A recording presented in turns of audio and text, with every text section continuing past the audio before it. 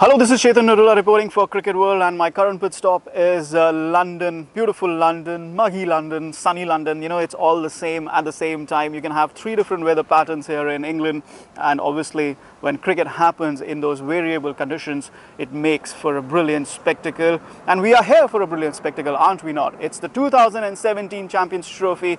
I'm at the Oval, which is the venue for the first game between England versus Bangladesh, as also the venue for the final, which will be on June 18. There are two other venues, Birmingham and Cardiff. 8 teams participating, 2 groups, 4 semi-finalists, and obviously we'll have just the one winner. You can see behind me preparations going on. We have the England team practicing over at the side, and you know, a lot of stuff has gone up. England and Wales 2017 ICC Champions Trophy. So it's all getting ready. It's all getting decked up. We have the first game tomorrow, that is Thursday, and it will be June 1, that is England versus Bangladesh. That's Group A. Group A has England, Bangladesh, Australia and New Zealand. So you have to pick 2 teams. If you have to pick 2 teams to go through from that group, obviously it'll be England, who are categorically the tournament favourites. They've scored 300 runs home and away with alarming regularity. In fact, bit of a weakness with their bowling attack, but when you score 300, 320 in almost every ODI game that you have played,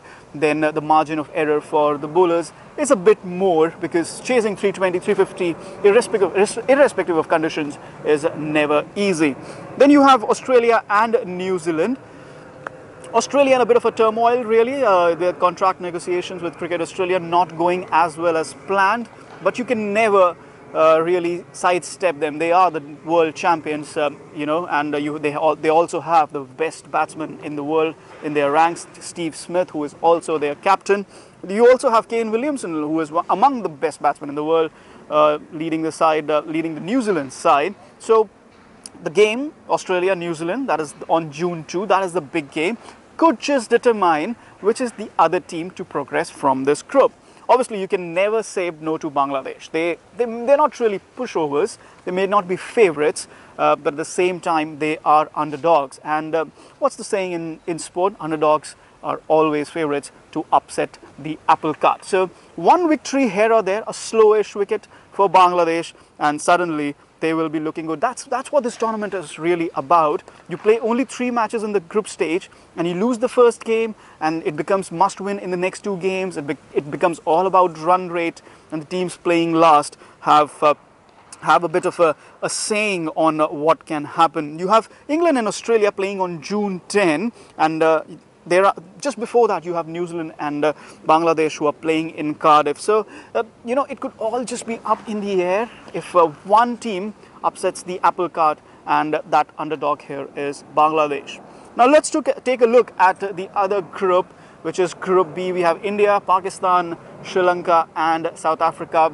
Goes without saying, the biggest game of the tournament is India versus Pakistan. It's on June 4, it's in Birmingham, and it will be a festive atmosphere, perhaps the likes of which we have seen previously in Adelaide in 2015 ODI World Cup. It's always a big show when India play Pakistan, and that's not too regular nowadays.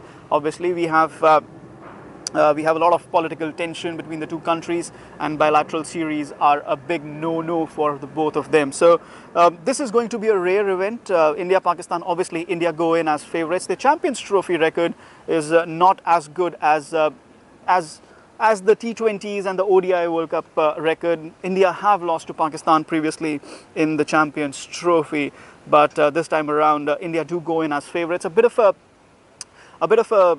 if I can say selection merry-go-round for Pakistan.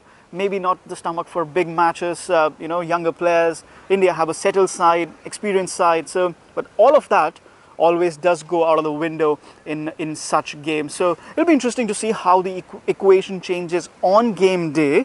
Apart from that, we also have Sri Lanka and South Africa. South Africa, remember, are the #1 ranked side in ODI cricket at the moment. They've just lost the series to England. They should have won the 2nd ODI. They did win the 3rd ODI. So they're just getting there. They're warming up nicely. They're accustomed to the conditions, and they also have one of the best bowlers in ODI cricket at the moment, Kagiso Rabada. Sri Lanka perhaps on the same equilibrium as Bangladesh in respect to the other group. Not the favourites. Won't say underdogs, but perhaps the dark horses. So to qualify, again, it comes down to that one game. You lose one game, you win one big game, and suddenly the other teams are under pressure. It could happen against India. It could happen between India and Pakistan, you know. It could happen with Sri Lanka, South Africa. It could happen with Sri Lanka, Pakistan. So it's just about that one victory. You get that first victory, and immediately after that, the road becomes a lot clearer. And if you have to pick, if I really have to pick 4 semi-finalists here, I've already picked England and Australia in the first group. It could be India and South Africa from the second group. So there you have it, defending champions, perhaps rank favourites England, defending champions India, rank favourites England, the world champions Australia, and the number 1 ranked ODI side at the moment, South Africa. That is a terrific semi-final lineup, and we have a terrific tournament ahead of us. It is the 2017 Champions Trophy. I'll be back with you with more updates.